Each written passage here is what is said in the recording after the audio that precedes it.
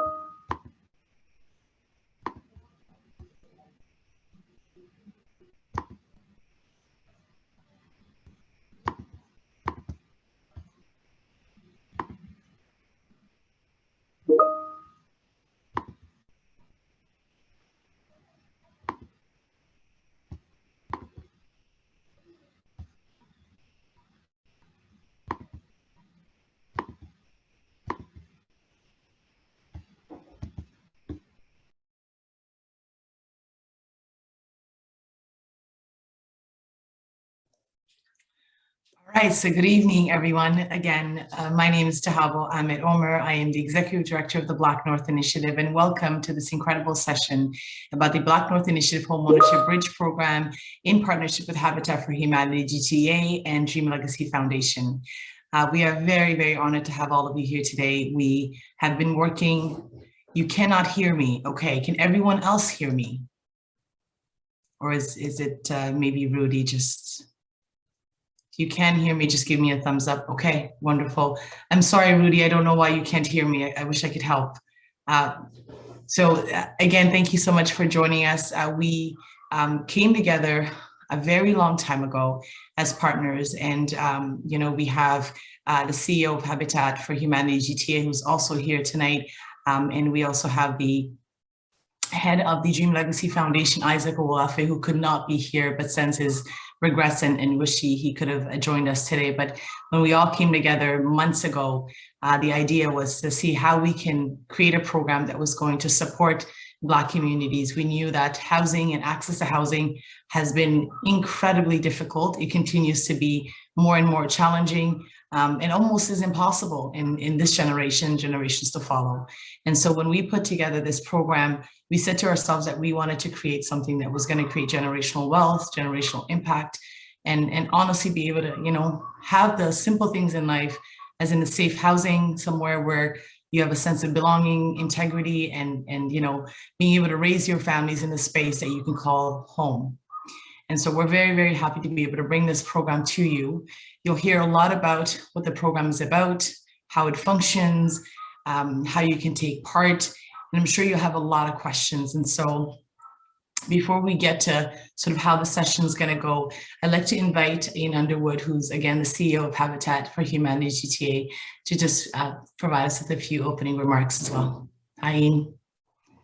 Thanks so much, Dahabo, and good evening, everyone. Thank you so much for making time this evening on such an extraordinarily beautiful evening to be part of this conversation.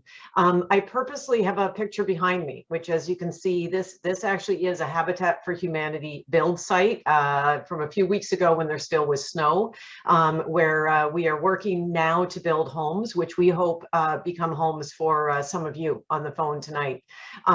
Habitat for Humanity has been building homes and helping families like yours become homeowners in the GTA for over 30 years. We are just really, really excited about what you're going to hear about tonight, and about us now being able to partner with BlackNorth and with Dream Legacy Foundation to be able to do more for you as members of the Black community. I want you to know just how much the team at Habitat for Humanity, have been enjoying working with the teams from BlackNorth and Dream Legacy, and I want to assure you there is a great team working behind this program that is going to collectively do everything we possibly can to enable as many of you to be able to become homeowners in the coming years. What I also know is we're not going to be able to do it nearly as fast as all of you would like, but I want you to know how hard we will be working, and that we do make it possible. So for us at Habitat for Humanity, we have more than 500 families who have become homeowners over the last many years, and as you know, we're really excited about now working in this team to do more. The one piece of advice I will give you, or two pieces, you're going to hear a ton tonight, and it's a lot to take in, and just know it's okay to ask more questions later. The other thing is, we know in our experience working with families, we have many Habitat homeowners who were not approved the first time round. We have some Habitat homeowners who weren't approved the second time round, but have been approved the third time around. So undoubtedly that'll happen again. There will be some people that will apply to the BlackNorth Homeownership Bridge program, and it may turn out the first time you're not approved. Do not get discouraged. Ask the team, what can I do? What will need to change for my family to be eligible in the future? And as I said, we'll do our best to create opportunities for as many folks as possible. Dahabo, back to you. Thank you, Ian. And look, I will say that when Ian says that this is a great team, she's absolutely right. You'll get an opportunity now to meet some of the faces behind the program. It's not everyone. There's a ton. There's an entire village behind this program, and there have been a lot of sleepless nights, I can tell you that, for the last couple of months. But these are incredibly dedicated and committed individuals who know what this program can do and will do for many others. And so I will give the opportunity also to Chris Robinson, who's the Manager of Policy and Strategy at Habitat for Humanity GTA, to introduce himself. Hi everyone, thanks to Habo. Yeah, I've been working and collaborating with BlackNorth for over a year now on this program, and it's exciting to finally get here and be speaking with all of you as we launch and continue to move forward with the program. So thank you and welcome. Thank you, Chris. And so I will give the opportunity now for the Dream Legacy team to also introduce themselves. So Lucia, I'll allow you to go first, and then Collins. Thank you, Dahabo. I'm Lucia Magicotomy. I'm one of 2 program managers representing the Dream Legacy Foundation. Been around for about 2 months now, so fresh on board, working with an amazing team. Our application team manages the intake of the application process. We support the recruitment process, and we're engaging with the families throughout the application journeys. Welcome, everybody. Thanks, Lucia. Good evening, everyone. My name is Collins Wachiato. I'm also the other co-program manager on the DLF side as well. And like Lucia said, we've been working diligently with the team for the last about 2 months now, and excited to meet some families and get this program going. You both say 2 months, but I'm sure it feels like 2 years now. Definitely. I'm sure of that. So next, I'd love to give the opportunity to Sigal Abdi, the program manager at BlackNorth. I just introduced you, Sigal. I'm sorry. So I'll let you introduce yourself, please. That's okay. I think there is also Monique from the Dream Legacy Foundation. Monique, yes. I think I saw you. Yes, Monique is here. Hi, Monique. My apologies. You're still on mute, by the way. I think that's the line of the last two years, but if you come off mute, I'll see you, Monique. So we'll let you introduce yourself in a moment, but go ahead, Sigal. Absolutely. So my name is Sigal Abdi. I'm the program manager here at BlackNorth Initiative, and I've been working very closely with Chris in terms of bringing a bit of life to the program, and we're very, very excited to the stage that it's at and the amount of response it's received. And I'm very excited to see and house our first homeowner into their first home through this program. That would be another milestone that we're waiting to see. I think it's like that first key that we're all waiting for. Exactly. So I'll go ahead and leave the room for everyone else. Welcome. And happy to have you guys all here today. Thank you, Sigal. Afra, over to you. Hi, everyone. I'm so excited to be here. Thank you so much for joining us as well. My name is Afra Logeli, and I'm the program associate at BlackNorth Initiative. Amazing. Look, thank you to all of you.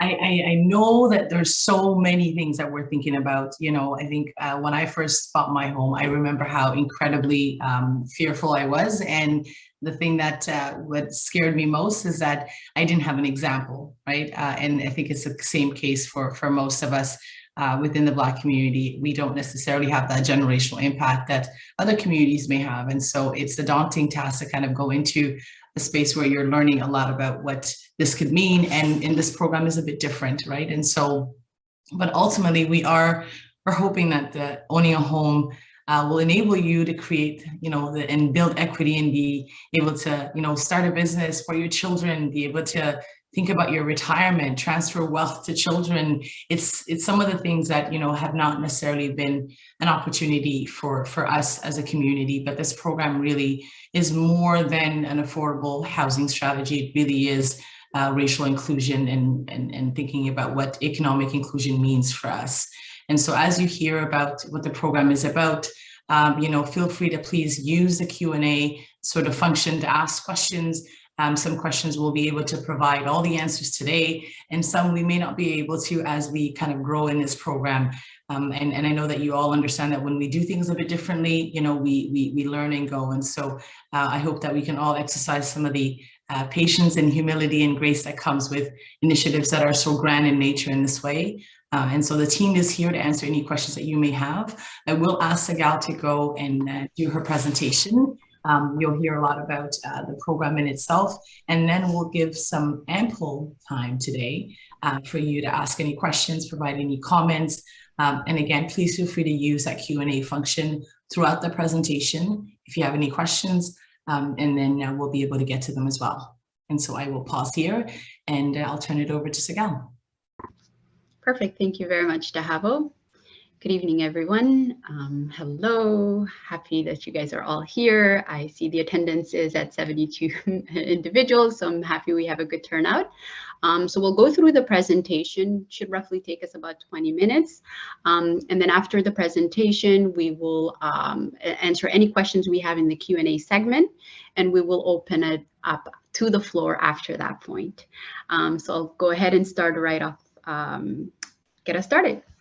So, of course, we're all here for the BlackNorth Initiative Homeownership Bridge Program. And I'll move on to, of course, in partnership with Habitat for Humanity GTA and empowered by Dream Legacy Foundation.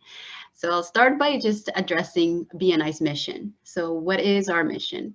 BlackNorth Initiative is on a mission to end anti-Black systemic racism throughout all aspects of Black lives by utilizing a business-first mindset.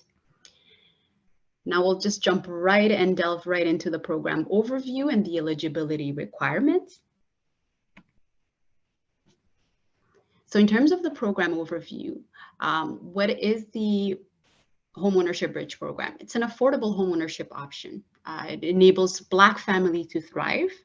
It is in partnership, as I mentioned, it is in partnership with Habitat for Humanity GTA and empowered by Dream Legacy Foundation.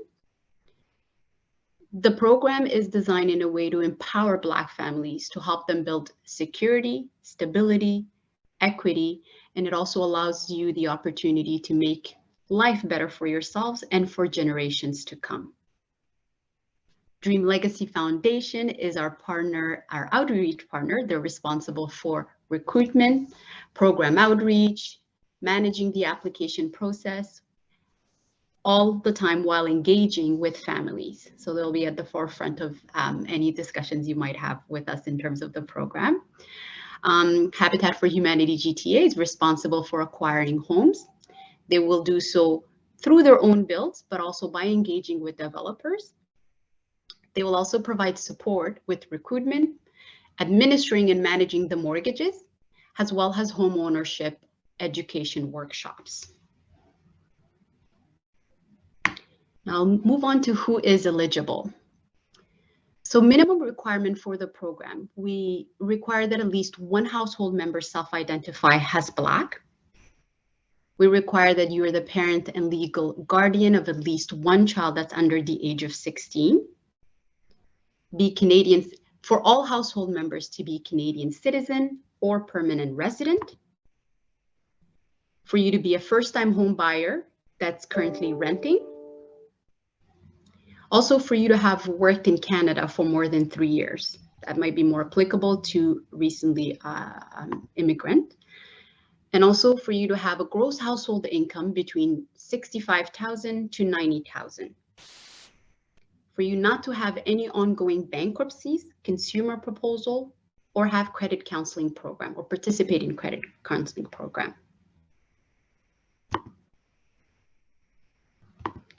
Now I will move on to how does the BNI Homeownership Bridge Program help family? How do we do it? Well, we do so in a number of ways. The program itself is about providing affordable homeownership opportunities for families who could benefit from a hand up. What does that mean? Is that you would get to create future generational wealth by building equity through your home. We will reinvest the proceeds to help future homeowners and future families. Your shelter costs are initially set up at or below 32% of your gross household income. Now, shelter costs constitute mortgage payment, principal, interest, condos fees, home insurance, and property tax. Therefore, it leaves the remaining 68% of your gross household income for other expenses. You will also be required to complete community volunteer hours. These are equity contributions of 500 hours. They will be ideally completed prior to occupancy. We also have homeownership education workshops, because we understand you're a first-time home buyer, and therefore you'll be we will provide before and after you take possession of the home these educational workshops. Your required first mortgage amount is significantly less than the fair market value of your home. And the second mortgage, which is the silent bridge mortgage, is not due until the first mortgage is complete.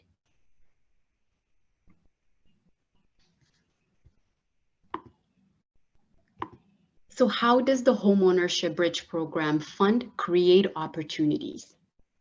Well, let's take an example. Let's look at this family. This is a two-parent household with one child.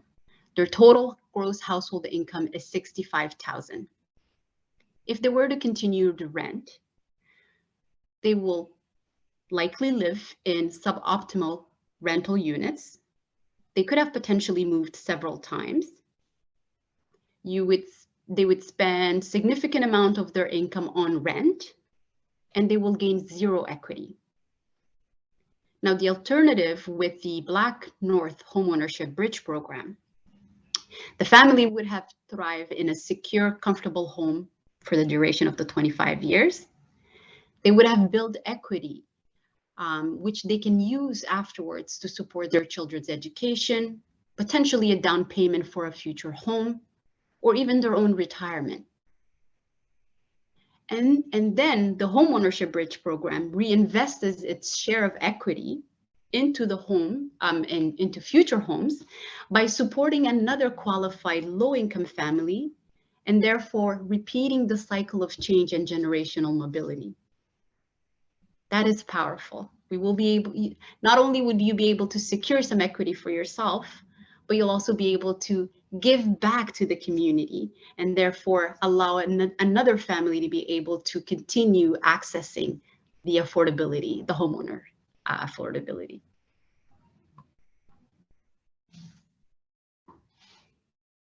We will move on to the two mortgage model and the share equity concept behind our program.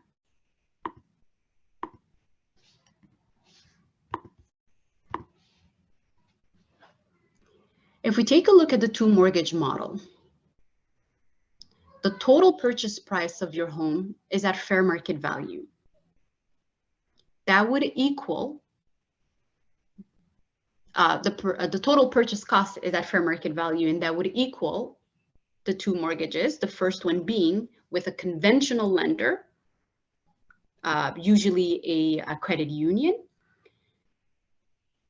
The mortgage range would be between $200,000 to $250,000, and it'd be on a 25-year amortization. The second mortgage, which is the bridge fund, and therefore the silent mortgage, is held by BNI.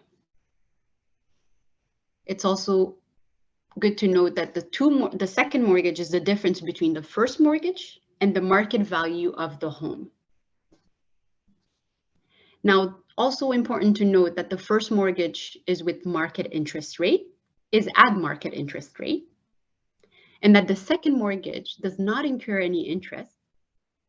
We don't require a down payment because the community equity hours or contributions and volunteer hours will account for it.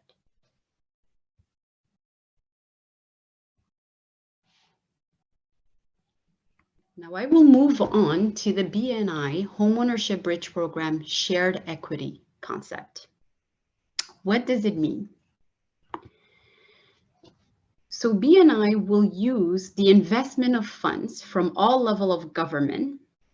You guys have all heard about the $10 million contribution or funding that we've received from the Canadian Mortgage Housing Corporation, CMHC. So those type of government contributions or funding and philanthropic donation will be taken to make a home affordable for a family with a modest income. The family then in exchange will be able to access the affordable homeownership opportunity. And in exchange, they will agree to share that equity or the appreciation so that another homeowner can be supported in the future. Over time, The first homeowner will build their wealth by making their mortgage payment. And when the first homeowner sells, they retain the equity, and BNI continues to use the community and government fund to make affordable homeownership opportunities to the next family. So if you see, the program strikes a balance between building equity for our partner family and therefore creating long-term sustainability that would allow us to help new families for years to come. It is investment from the Black families to another Black family, and therefore we're maintaining the generational wealth and maintaining the accessibility with one another. And as we can see in this little demo, the community benefits multiple generations of homeownership opportunities, and for the individual homeowner, wealth creation.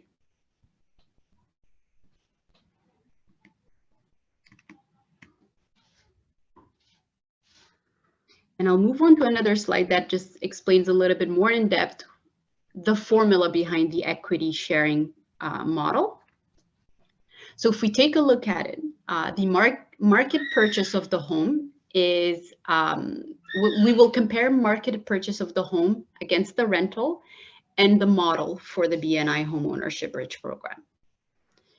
So if you were to purchase your home at market, you will retain 100% of the equity from principal payment.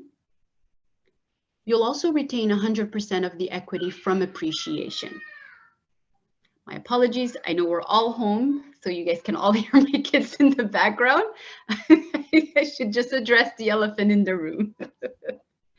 But I'll continue with the presentation, and these are just the joys of working from home. So I'll continue with it. And then we take a look at it. We see the rental. If you were to rent or continue to rent for that duration, you do not earn, you have zero gain when it comes to equity from principal payment and zero appreciation from equity. Now, for the BNI homeownership mortgage, homeownership bridge program, we fall somewhere right in the middle. So you'll be able to maintain 100% of the equity from your principal payments and earn appreciations of 2% compounded annually. And the combination of both is the equity you'll be leaving with if you were selling. And therefore, at the point of sale, you will get back all the equity from your principal payments from your first mortgage, plus the 2% equity appreciation compounded annually.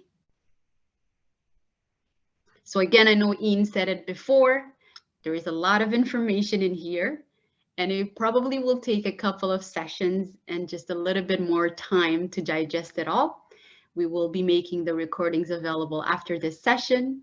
So I just wanted to leave you with that reassurance as well.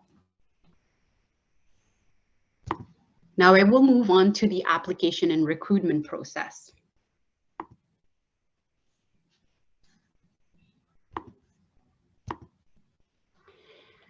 If we take a look here, in terms of the application and the recruitment process, the first step, of course, is for the applicant to complete an online application and submit all the required supporting documentation.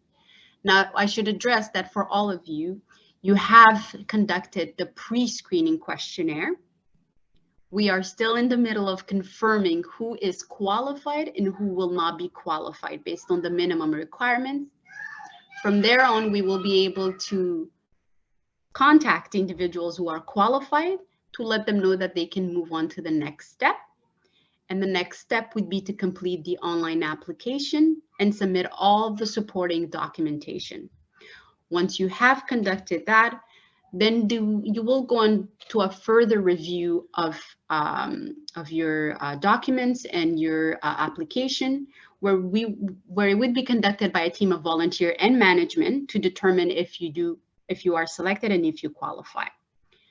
Afterwards, your file gets passed on to a predetermined lender, typically a credit union, which will then determine your mortgage eligibility and the qualification amount that you're entitled to. Once that step has been completed, you will be able to move on to the agreement of purchase and sale. And then the families will then begin their steps towards homeownership, which is to begin your community volunteer hours and complete your homeowners education workshops. Once you have occupied the home, or you start occupying the home and post occupancy, we will provide ongoing support for warranty work. Annual income and mortgage review will be conducted. You'll also participate in the BNI social impact study, and also continue to be a partnership and ambassadorship of the program.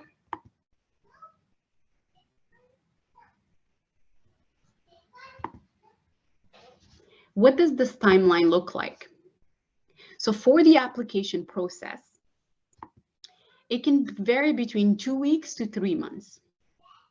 Typically, application timeframe depend on the submission of all the documents required. In this case, since the program is fairly new to us, we do have amazing partners, so we will be going through those pre-screening questionnaires first, and then eventually reach out to individuals. So a portion of the weight is from us, but at the same time, it can typically take anywhere between 2 weeks to 3 months. Now for the next step, which is the preparation for homeownership. So this is pre-occupancy. It can take anywhere between 3 to 24 months. And usually it is dependent on construction timeframe of your home. And then afterwards, the partnership, once the family is housed and post-occupancy, and you are actually a participating family to the BNI Homeownership Bridge program, that partnership can last anywhere, or it can last up to 25 years, or up to the point of you selling the home. So this concludes the presentation. If you have any questions related to the intake application process, please reach out to housing@dreamlegacy.org. For any other questions about the program, fundraising, and so on, you can contact us at program@blacknorth.ca or visit our website, www.blacknorth.ca. I will stop sharing my screen now, but we can happily go back to any areas of concerns, and we'll open the floor for questions. Thank you, Sigal. That was a lot of information. And so I know that folks have some questions. I know some questions have been answered in the Q&A, but for those that are still in the Q&A box here, I will go through them. And I actually do see some of the team members typing their answers. So I'll go to the ones that you are not typing in. And so the question is, the first one I see here is to Chris. Tanisha says, hi, Chris, I meant to qualify for the mortgage. I do not have a mortgage presently. I'm paying rent. So that may be related to another question around the 32% that you may have answered. And so I'll let you answer the second question, Chris.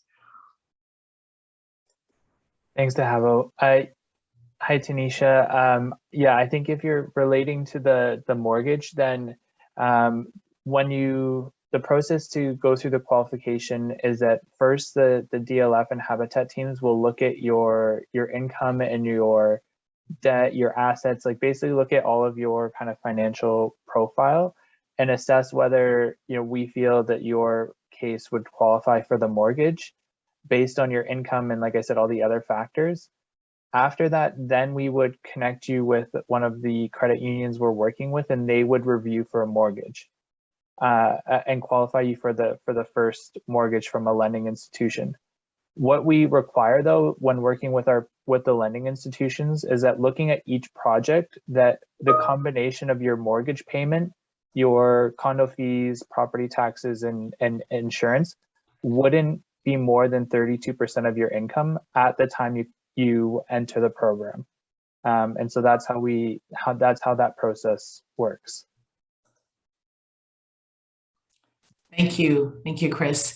So there was an earlier question that was asked by, and I don't know, sorry, I do see the name Sasha, around the gross household income between 65,000 and 90,000. And so the only thing I wanted to say with respect to that is that we know the brackets that we're looking at could have been bigger, could have gone, instead of 65, could have gone to 50,000, right? Knowing that the average family income for Black families is actually at 49,000. And so we do completely understand that. And so trying to broaden the scopes here is something that we are working on. Now, in terms of the maximum amount of 90,000, we are looking at how we can provide some flexibility with respect to that and seeing how we can help some families who may have some cross-subsidized opportunities as well for lower income families. And so I just wanted to make a point there. And I'll go to the next question that I have on my screen. And so I have someone asking, Rita here, can the income be over 90,000? So that we've answered, so I will leave that there. The next question I have is from Georgina. And sorry, the questions are coming up, so it's changing the way that my screen looks. So I apologize if I'm pausing. So the next question I have here is, once all the requirements are met, what is the likelihood of someone getting a home within 3 months? And that question is from Rudy. And so I think anyone from the different teams can answer. So I'll open that one for everybody. I could also answer. I'm happy to have a.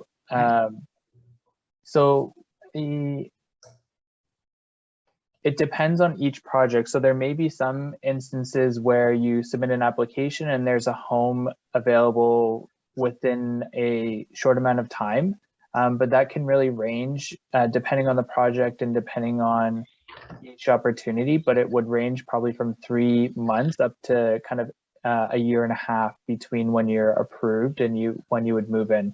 But again, that's highly dependent on the project and where the location is and when you apply.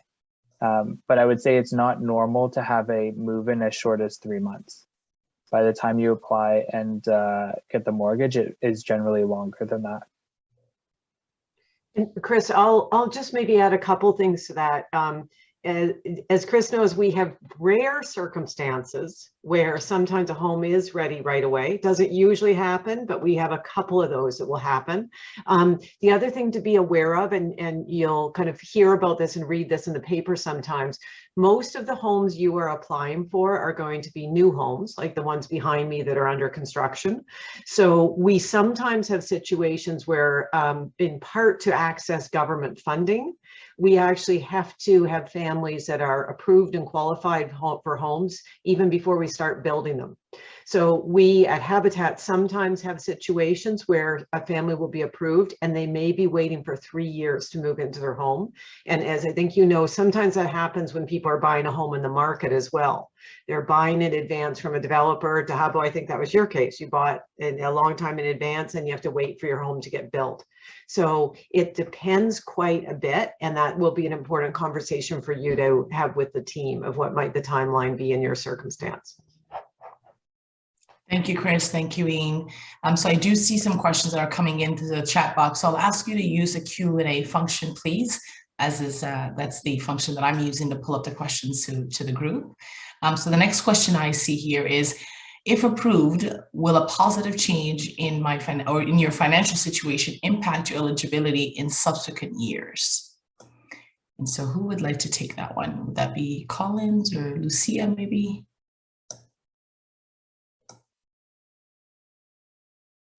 Yeah, I can take that one. So as mentioned in the presentation, there is an annual review based on your salary, based on your income requirements, etc. So at that time, we would then determine if it's a point for the family to now remain in the home. Ideally, we are looking at longevity, so nobody's going to be forced out of their situation, but we understand that people's families' financial situations change. So unfortunately, it is on a case-by-case scenario. If you do anticipate a large swing, somebody's income doubles, then at that point, again, we can reassess where your financial situation is. And then the committee will make a recommendation to the family at that time. So unfortunately, it does depend, but in the models, we do anticipate that, and we do want families to actually have yearly income increases as well too, right? I'll just make another comment from our Habitat perspective. So your mortgages in this program will be very similar to the rest of families that we're working with at Habitat. And so the relationship now is because that first mortgage, it comes up for renewal every 5 years, the first mortgage that's with a credit union. And so when that mortgage is renewed, as Colin said, there could be a discussion then about eligibility. But in general, if your income has gone up, then what would happen is your next 5-year renewal for your mortgage would be higher because now you have a bit more income, you're able to pay more. That's good for you because it enables you to build more equity. And then as Colin said, if it turns out your family's doing really, really well and you don't need kind of the benefit of this program, you will probably prefer to be able to move to market ownership because as Sigal said, the way this program is working is we're asking families to kind of in exchange for the help of being able to have your own home and build equity, you are getting less appreciation on your home in this program than if you were able to buy on the market. So if you're doing so well that you can go and buy a home in the market, you're probably going to want to go buy a home in the market because you'll get more appreciation than by staying in the program. But as Colin said, those are decisions that will be made through the process, and no one is looking to kick people out, and not have an opportunity, not be able to afford to, be able to have a place that works for your family. Thank you, Collins, and thank you, Ian. So I see another question. Which neighborhoods would the majority of homes be built in? Because this does impact home equity. So Chris, maybe I can pass that one to you. I can give Chris a bit of a break. Okay, go ahead. Yeah, my apologies. So for the habitat, and I realized I didn't really cover that in the presentation, the areas are in the greater Toronto area and GTA areas, and so that therefore will be Durham region, York region, even though majority of habitat builds are not really particularly in the York region, there isn't a lot of units available. The city of Toronto, and also the Peel region. And for the Peel region, it will be Caledon and Peel. Caledon and Brampton. Mississauga, unfortunately, it's part of Habitat GTA Halton and Mississauga, and therefore will not be part of the recruitment process. Thank you, Sigal, we have a couple opportunities in Mississauga, but you're right. The majority of them will probably be Brampton, Caledon, Toronto, Oshawa, Pickering. The homes behind me, in case anyone was wondering, these homes are in Oshawa, just off the 401 on the kind of far east side of Oshawa. Are those the Normandy? Yeah. Perfect. And I'll also add, because I think I saw it somewhere else in the chat, that yes, there are homes other than Habitat homes. We also have a significant push with developers. So there's another process where we acquire units in other developer projects. And so those units will also be available. So there's Habitat units and there's also units from other developers. And some of them are what we call, some of them are townhomes. Some of them are, what's behind me is what we call a stacked back-to-back townhome.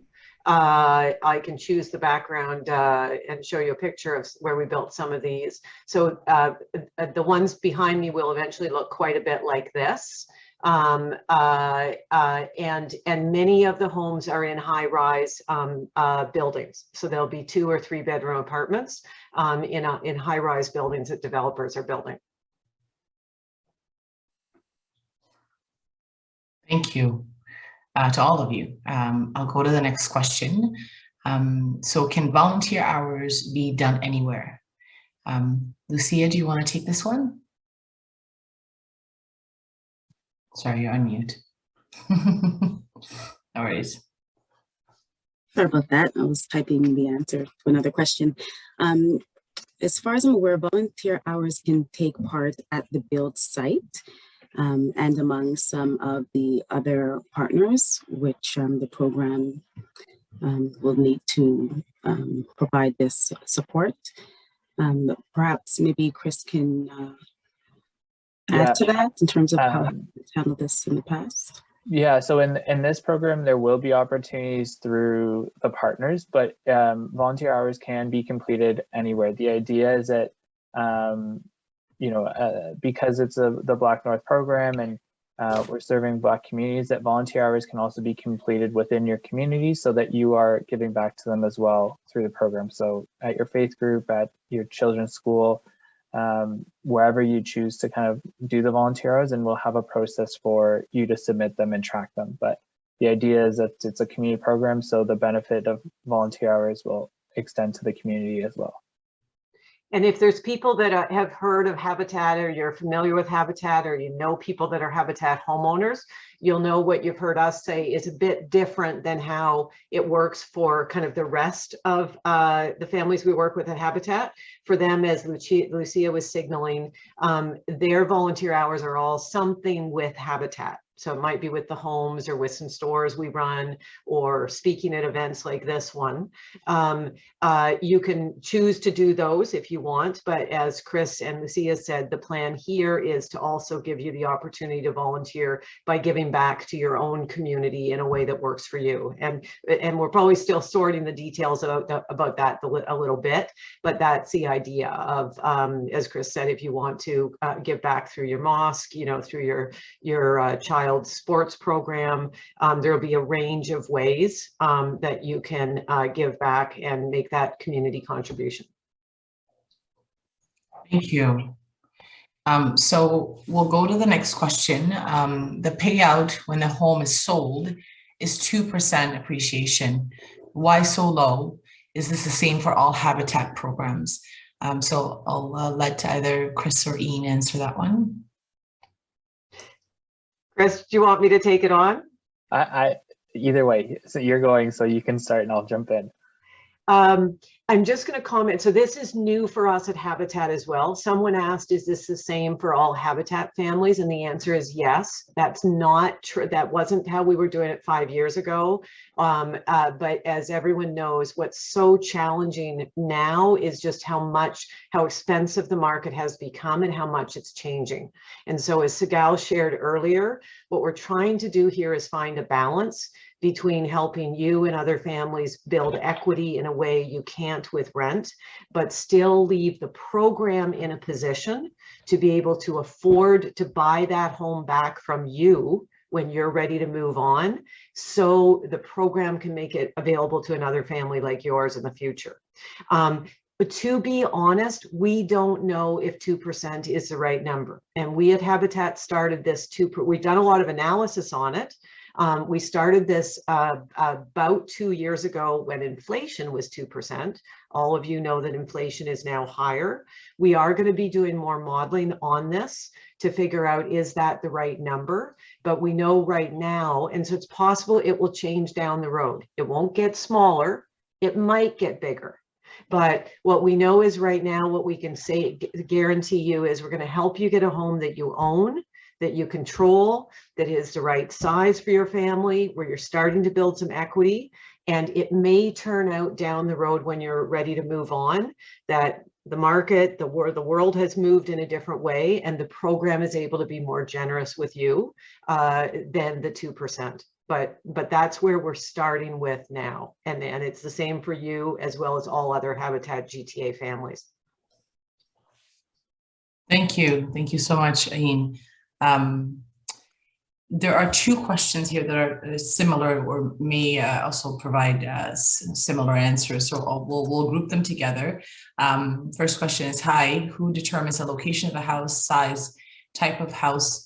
And then the other question is, how do you choose who? There may be a lot of persons who qualify. How do you decide what factors are considered? Sigal, can I pass it over to you? Okay. Absolutely. So essentially, as we were indicating, there is a selection committee composed of volunteers, as well as management. So each file will be evaluated. We will take a closer look based on interviews that we have with the family to determine the suitability for a particular unit, based first on project availability, whether or not that unit is available, whether it's conducive to the size of the family, to the needs and growth of the family as well, once we actually have that discussion with them. And therefore, from there, we will just determine if, of course, it's a fit, and then from there, move on to that unit. Now, in a situation where there's multiple families who might fit that housing unit or essentially be eligible for that program, well, we would also sort of take a look at it from a first come, first serve basis. Who was it that we have reached out to first? Who was it that we have evaluated first? That's how we will actually be able to establish those details. Now, of course, there's extenuating circumstances for every single situation. That's why we will look at it closer and case by case basis. At the same time as well, the program itself is to house 200 homeowners, which means those 200 units will be within 5 years. So we will essentially straggle along the amount of units and homes that we will like to be able to provide within that duration of the 5 years, so up until 2027. So in a nutshell, there isn't really a quite clear-cut answer to that, but it would be first come, first serve basis. And then, of course, we have a selection committee that would be looking at the needs and the needs of the family in order to see whether or not it meets the requirement for that unit. Thank you, Sigal. And look, I am seeing a lot of fantastic questions in the chat. Please, please, please. And there are also comments, so I can't go back and scroll through some of those questions. I see them when they come live. So I'd ask you to put them in the Q&A.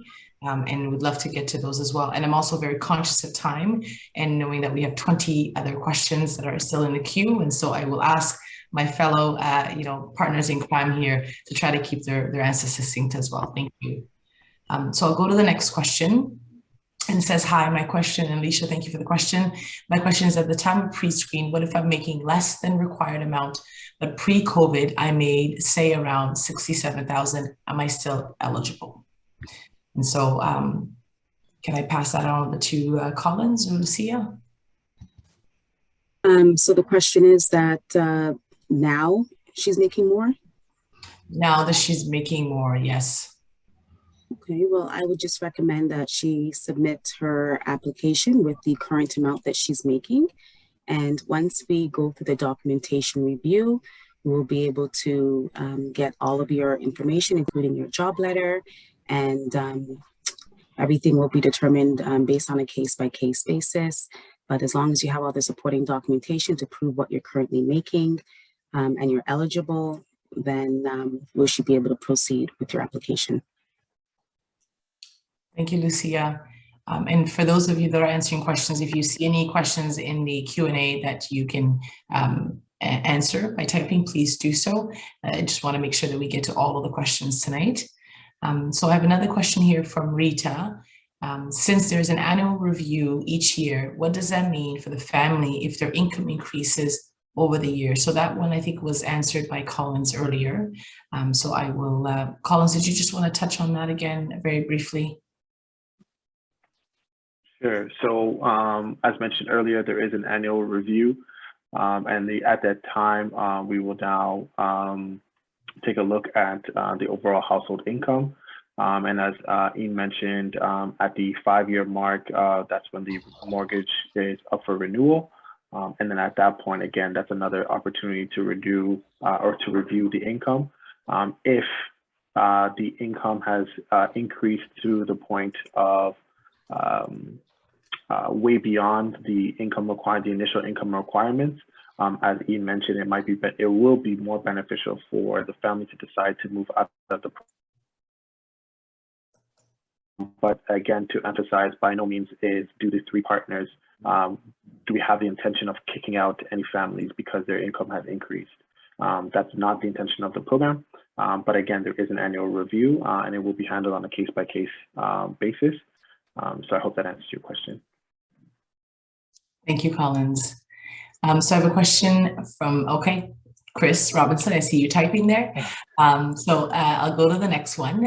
Would applicants have the option to choose a type of home that they apply for, example, townhouse, as opposed to condo?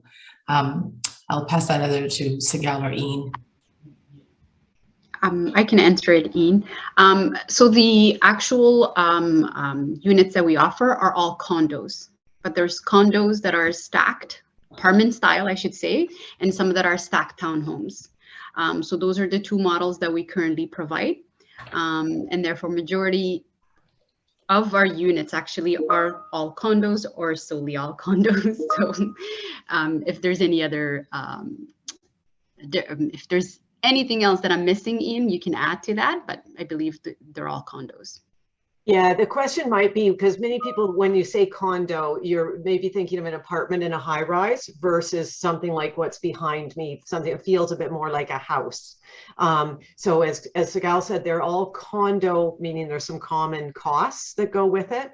But they're a mix of what's behind me and, as I said, high rise.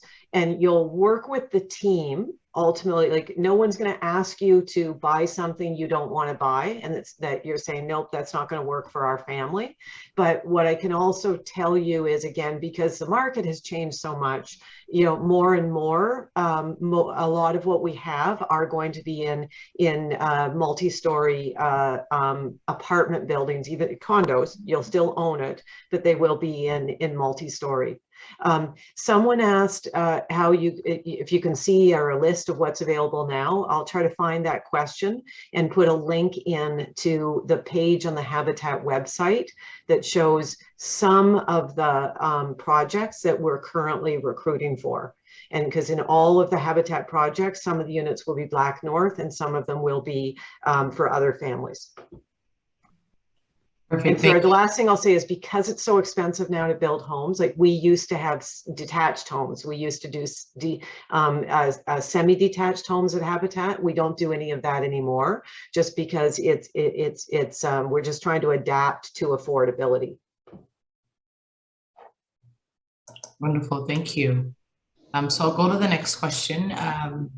Maria is asking, is this program for residents in GTA area only, or people in the other cities in Ontario can apply to? Sigal, can I pass that over to you? Yeah. So for right now, we're just solely within the GTA area. Again, like I said before, there is Mississauga Halton, or I should say Habitat for Humanity, who actually manages the Mississauga area. And like Sorry, Sigal, I'm only interrupting you, and I may have not read the question correctly, but Maria is asking whether or not the potential homeowner needs to be a resident of GTA, or can they be another city in Ontario as well? Residents of GTA, or at least looking to move into the GTA area. We did have a situation where someone was perhaps maybe moving from Vancouver. Again, those are on a case-by-case basis.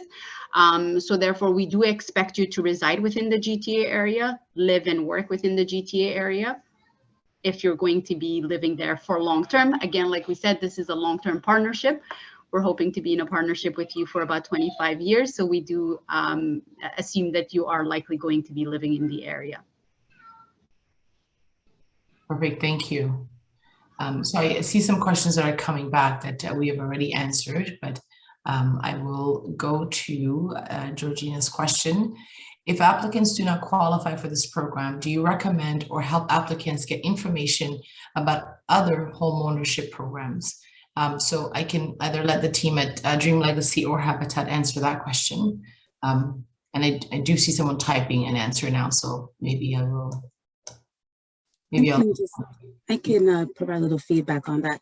I do know that we are currently gathering the data and looking into other opportunities to definitely have families take part in other initiatives. It's still pretty early in the process. It's in the works, but we're trying to engage the feedback and the types of supports that families require. We're looking into additional training opportunities and looking to evaluate further some of the needs and why families perhaps didn't qualify, and address those needs to perhaps put them in a better position. So Short answer is we are in the process of figuring this out. Thank you, Lucia. There's a question from Rudy. Is a 2% interest annual per year or only when the home is sold? Chris, you want to take that one? Yeah. I see you smiling. Yeah, happy to answer. Yeah, so the 2% is calculated annually on the amount of the first mortgage. So if the first mortgage is $200,000, then the homeowner would earn equity at 2% per year that they live in the home. So you would get 2% growth on your $200,000 mortgage for each year you live in the home. So if you live there for 15 years, you would accrue that equity over 15 years. And then we would calculate that at the time you decide to sell the home, and that would be the amount. So yes, it is a year-over-year compounding. Thank you. I'll go to the next question. If you do not qualify here, can you still be considered under the general Habitat GTA intake, given the limit of the availability of 200 over a few years? Ian, can I turn that one over to you? I can answer, Ian, okay. Go ahead, Chris. So in general, it would depend. Like if yes, you could qualify under the Habitat program, but actually, because of the funding structure, the opportunities are greater at lower incomes under the BlackNorth program. But that said, if for the programs are very similar, so it's likely that if you don't qualify under the BlackNorth program, that you wouldn't be able to, but that doesn't rule out the possibility depending on projects and the different partnership. I think I'd also say, remember, we're working together as a partnership. So it's a little bit, all roads do lead to the same place. So having a separate application with Habitat and a separate application through BlackNorth will still kind of end up connecting you as one file. I think the important thing also to note here is, for us at Habitat for Humanity, what it is looking like at the moment is that we're going to have about 400 more, maybe more maybe 500 homeownership opportunities over the next 5 years or so. So I think, as you can understand, when you think of that and say, oh, well, 200 of those, hopefully more. Like Dahabo, I love that Dahabo keeps talking about, we're trying to raise more money, we're trying to do more things. We want to do more than 200. But right now, based on what we know today, for everything Habitat is doing, both in partnership with BlackNorth and Dream Legacy, as well as on our own, it's going to be about 400 or 500 families. So as you can understand, that means if it's 400 or 500 families, 40% or so are members of the Black community. So hopefully that helps answer your question. Thank you, Ian. So I'm going to go to the next question from Camille. Getting an income increase doesn't mean a family can necessarily afford another home, especially with the prices increasing. This is just a comment relating to the annual review on whether or not a family is still eligible to be part of this program. So thank you, Camille, for that comment. Mark says thank you. Thank you, Mark. And I'll go to the last question here. From Karine, and I hope I'm saying your name correctly. Can everyone in the household contribute to the 500 hours once they are of age? Segal, I see you smiling there, so I'll tell you. Sure. You all need to smile when you want to answer a question, and then that's how I will pick on you. Fair enough.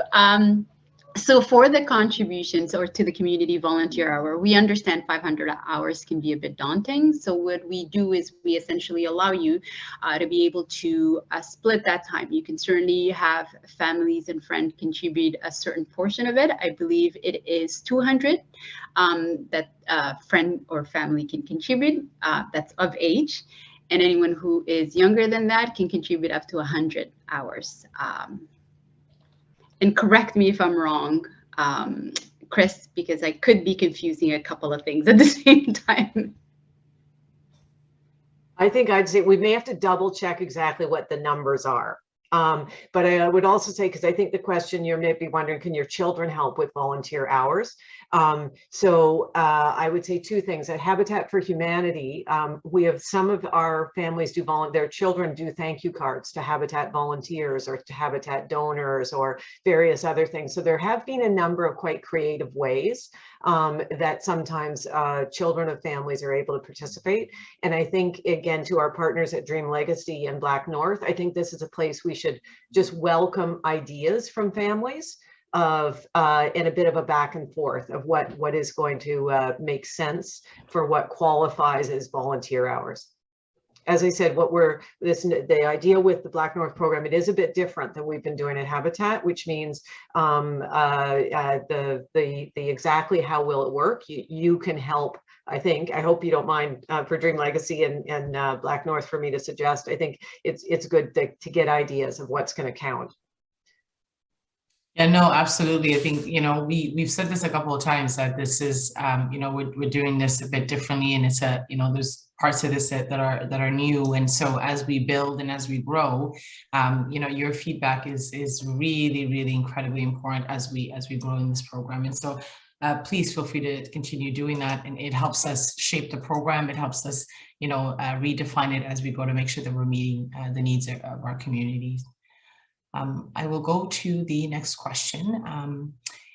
And just so you all know, in a moment or two after this last question, I will open up the floor. You can put your hand up to also ask your question. Would love to hear your voices as well. So I'll give that opportunity in a moment, but I do see a couple questions that came in. So we'll get to those first. So the next question I see is, if I became financially unable to pay. Okay, so Lucia, I see you answering that question. You guys are very clear. You're very, very quick on this. So I'll go to the one where I see no one typing yet. If I do not qualify for Habitat for Humanity, does it disqualify me? And I think the person is asking, does it disqualify me for this program?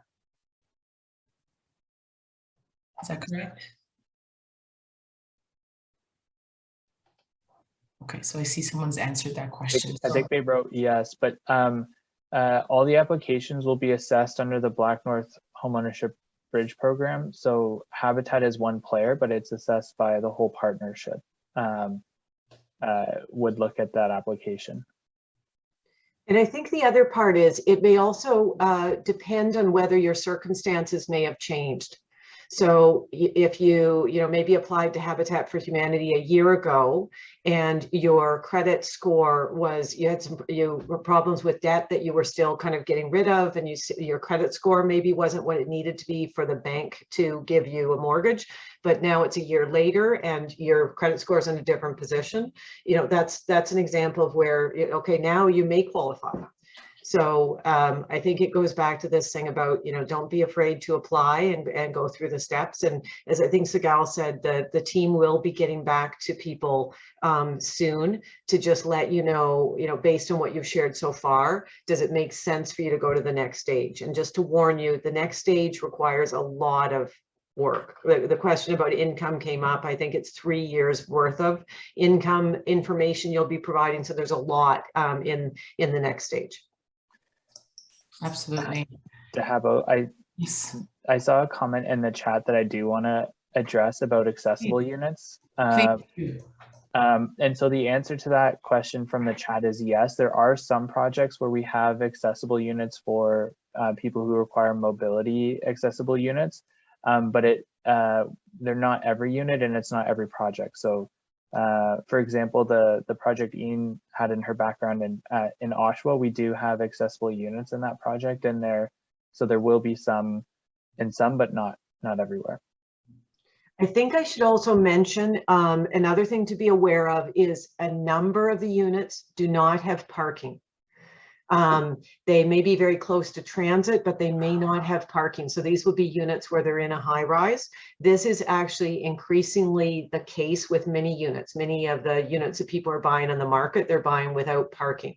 And so that'll be something else you'll want to find. So does your family need parking?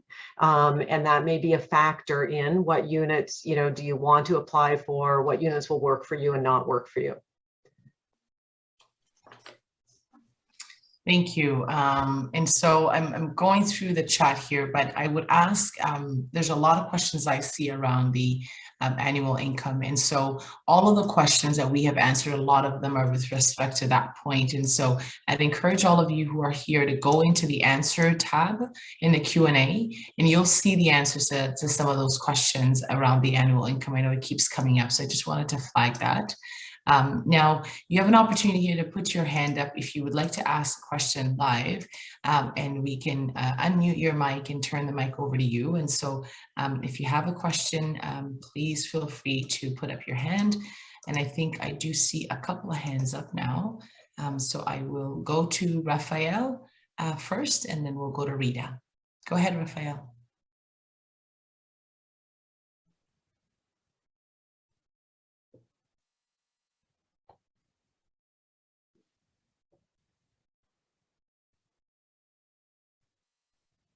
I don't see Raphael anymore, but Rita, I see your hand up. Go ahead. Hi, I just wanted to piggyback on the question around the credit score. I just wanted to know if maybe you can give us an idea of within this program, as you know, for some folks, you know, they may have had credit challenges in the past and their credits just began to get better now. So can you just give an idea in terms of the range that usually would be considered as being a pretty good credit or fair credit in order for this program? Sure, absolutely. Lucia, go ahead. Currently, we're asking for credit scores to be above the 650 range. That sounds good. Thank you. You're welcome. Raphael, I see your hand up here. Would you like to unmute yourself?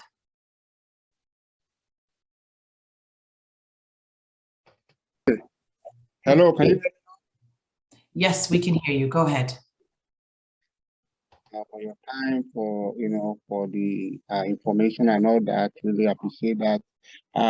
My question is, how do you determine what family is qualified as? Townhouse or semi-detached and all that. How do you determine that? So I feel like we missed a part of your question. Do you mind just repeating that, Raphael? Okay, my question is this.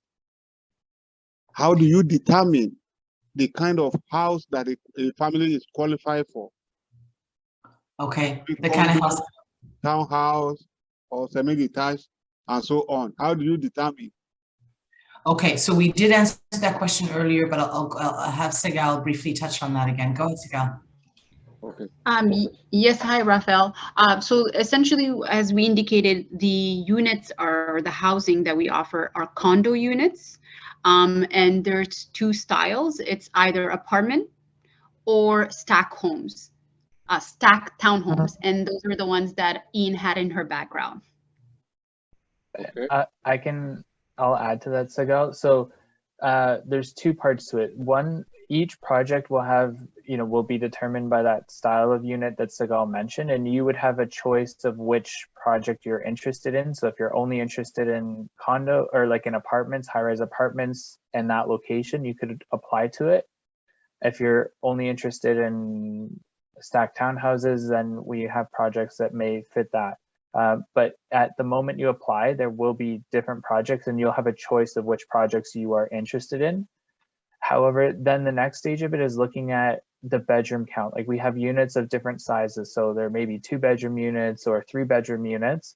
And so when we evaluate for that, we look at the size of your family and the makeup of your family. So, parents would share a room, but generally if you have 2 teenage kids of different genders, they would each need their own bedroom. So therefore you would get a 3-bedroom unit. If it's, 2 parents and 1 child, then we would look at a 2-bedroom unit. And so we look at, trying to find the home that has the right bedroom count and size for your kind of family makeup at the time of your application. And that is more determined by the program, because we're not going to, based on need, we're going to look at the family and the home size. So we're not going to put, families of 3 into 5 bedroom units or 4 bedroom units. Like we'll match your family construct to the units that are available. Thank you, Chris. And so I'll go to the next person. Alicia, go ahead.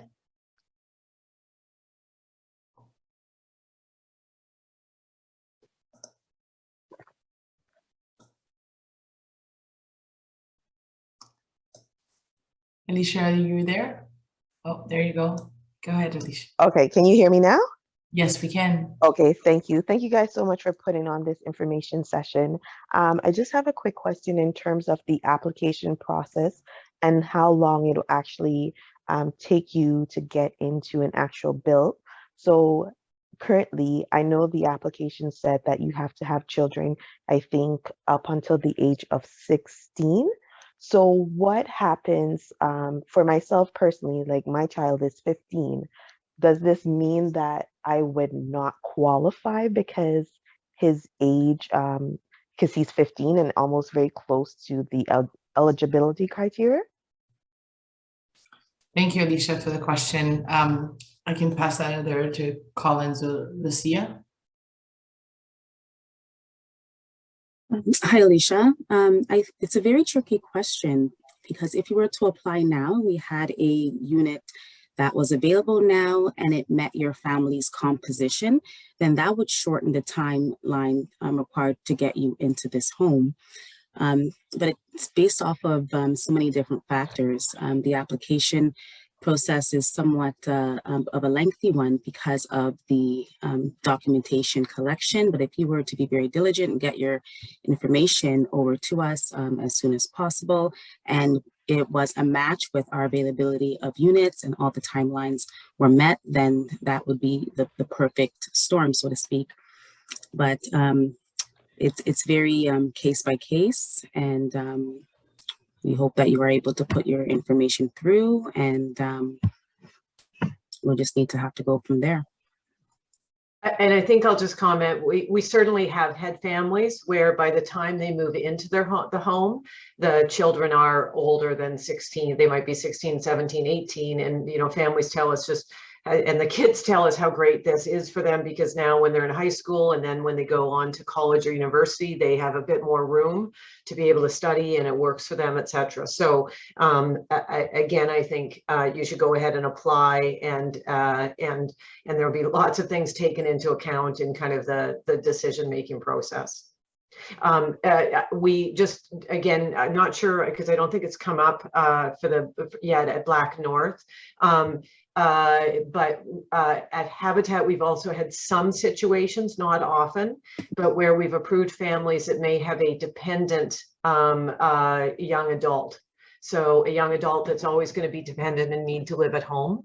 And so occasionally those situations also qualify.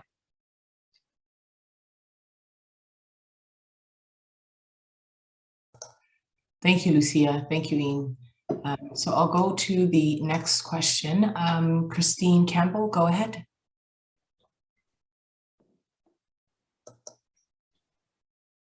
Hi, good evening, everyone. Thank you for the great information. I really appreciate it. Just going back to the credit score, is that credit score based on if it's a couple? Is it at least one of the persons, or does it have to be both having that credit score? Thank you. And sorry, and also if there's a change with the family composition, like someone is expecting, would there be a question on the application that would consider a person who is expecting? Thank you. Thank you, Christine. Sigal, can I? Oh, sorry. Go ahead, Lucia. I was just going to answer the credit score question. Again, I think that would be case by case. Preferably, both applicants would be above 650. I can't say that it won't be considered. I think in that case, it would be really based off of the lender review, because applicants will need to be qualified from the third-party lender for the mortgage. So someone may have a very strong credit score and the co-applicant may be a little bit weaker. So it'd be really up to the lender to qualify applicants based off of their criteria. Thank you. And to add to your second question about expecting, we do understand that certain families are growing and it could be in a situation where you are expecting. Ideally, if you don't currently have a child, but you are expecting and you will be giving birth, we still essentially tell you that if you still meet all the minimum requirements, you should still apply if your idea is to still get a home ownership through our program. And eventually, once that child is born, we will be asking you for a birth certificate and essentially a certificate of from vital statistics to establish that a child is born.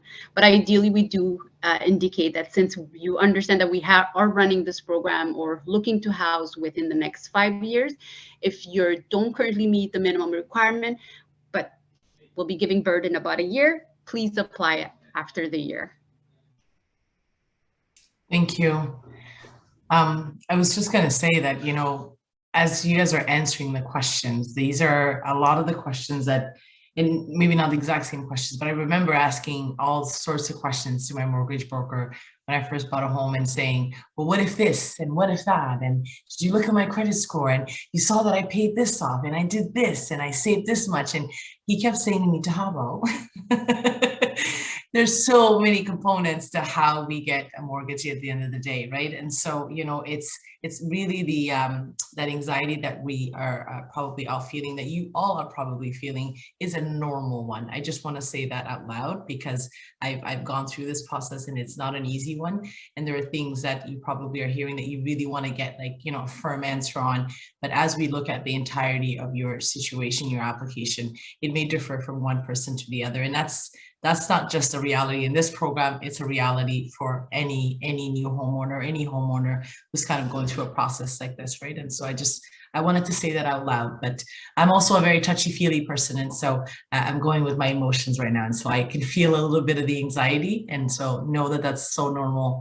And we hope to kind of walk you through this. And there are going to be other sessions. And like Sigal said earlier, we will have this recorded.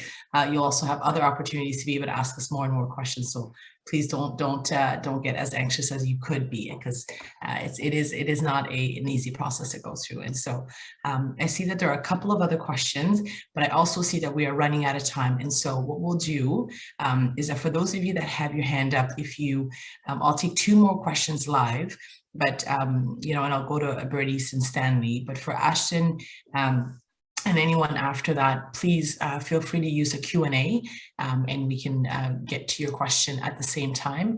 And so for now, I will get to Bernice and then we'll go to Stanley. Oh, hi, good evening. Thank you so much for this informative information session. Makes things a bit more clearer.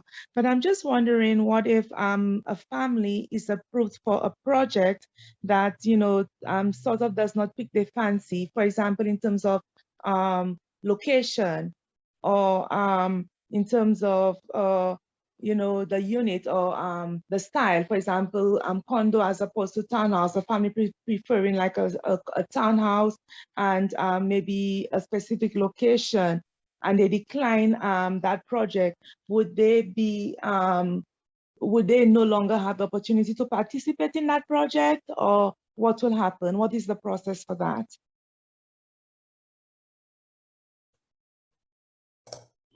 Thank you, Bernice. Chris, can I pass that one over to you? I was typing another question, so I don't totally, or typing an answer in the okay, chat, so I didn't totally listen. Go ahead, Sigal. I can Go ahead, Eve. I'll take a run at it. And by the way, so we have a family services team at Habitat GTA. Chris and I actually aren't members of that team. We know them all well, but they and that team will be working closely with Collins and Lucia and the team here. They weren't available tonight because of March break and their kids. So there's some of the questions you're asking that team would know better. But I think here's an important thing. You will be the final decision maker. So, and again, home ownership is a big deal. You'll be signing legal documents to become a homeowner. So you'll want to make sure the decision you're making is one that you're going to feel good about, and that's going to work well enough for your family. And when I say well enough, I say that because I think pretty much everyone, there's always a compromise to make about where it is or how close to the school it is or where the bedrooms are or is there parking, etc. Certainly in our case at Habitat for Humanity, our team will often say to a family, like you would qualify for these two different projects, and then a family would kind of decide. And we've had some families, like I think of one, where we have a family that had a daughter with mobility limitations. So they really wanted something that worked for her, but they wanted it close to her school, and we couldn't find one that was close to her school, but we found something else. So there were a number of just figuring out, well, I get these things that I want, but I have to give up these other things. So the team will work with you. If it turns out you qualify for more than one project, for you to figure out, okay, which one do you want to work with? And then I think your question was, well, if I say no, does that mean I don't get another chance? I think, again, all of us don't know all these answers. Like, so if we end up, we have a year where there's only 20 homes available one year, and there's 100 people that qualify for the homes, then you will have 80 people that the team will know about and maybe can come back to next year, but there may be other people next year. So I'm not being very clear. We'll work with you and do our best to help you figure it out. But ultimately, you will need to make a decision about, does what's being offered to you work for you right now? Thank you, Ian. So I'll go to our next hand up here, and that's Stanley. Go ahead.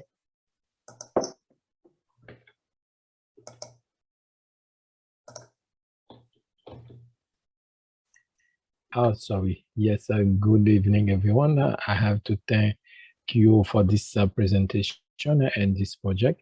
I have a question about down payment. I want to know if the down payment is mandatory or not. If we have some down payment, what it could be.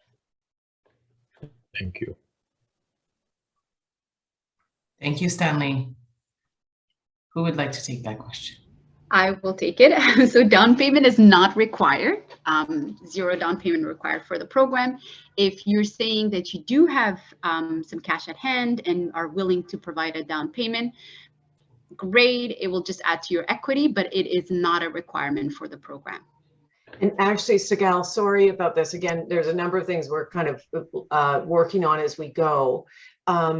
With some of our funding sources, the funder does require, if you are in a position where you save some money that could be part of a down payment, we'll probably be talking to you about that, to contribute that as a down payment. And again, when you get into the detailed application, it will be asking you for information about your assets. Do you have investments? Have you set money aside, etc.? And then the team will work with you, because occasionally, although as Sigal says, a down payment is not a requirement. You can become a homeowner in this program without it. But for families that have been able to put some money aside, you may be asked to contribute part of that to your to get started. And as Sigal said, that's good for you because it's giving you equity. It's giving you a jump ahead.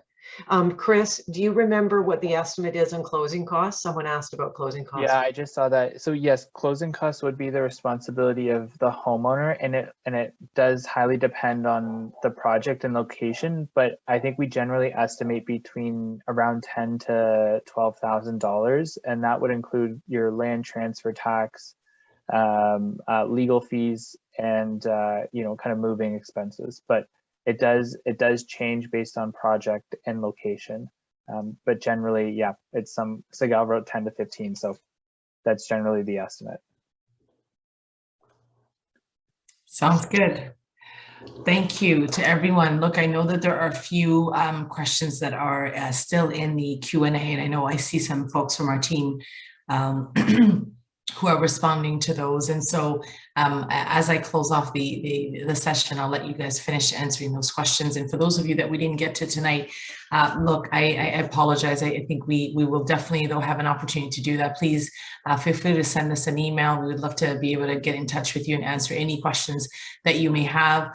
Also, like we said earlier, the session is recorded, so you will get an email with the full recording. And if you joined a bit later, you may have missed a part of the session, knowing it's in the evening and you're all probably tending to your families, know that we'll make it available. And it'll also be on our website next week as well. So if for some reason you don't get the email, or anything like that, you can also view it on our BlackNorth.ca website. Other than that, we are so happy that you were able to join us. Again, we are hoping that this is a solution that works for you. Know that if you don't qualify right in this moment, that you can still reach out to us and see how you can get qualified. I promise you that question around how do I get qualified, I've had that question a number of times, and getting ready for such an incredible commitment, which is really one of the biggest, or the biggest sort of commitment that you'll make in your lifetime. And so knowing that you may not qualify today does not mean that you won't qualify in the future. And I mean that from a personal sort of space. And so know that we can help you sort of get to that space as well. But the program is designed to support as many of you as possible, and we hope to be able to do that. But again, thank you so much for joining us this evening. I know it's late. I will, let you go to get back to your families. And again, please reach out to us if you have any questions. And Sigal, if you want to put our email address in the chat box as well, for anyone that has any further questions or wants to engage with us a bit further, we can do that. But I will take the opportunity to thank all of our partners here from Habitat to Humanity GTA, as well as, Dream Legacy Foundation, and all of our funders and developers and communities who are allowing us to sort of get to a place where we can build something as monumental as this. And so it is literally a village, and we're doing it together. And so thank you for being part of the solution with us. Have a good evening, everyone.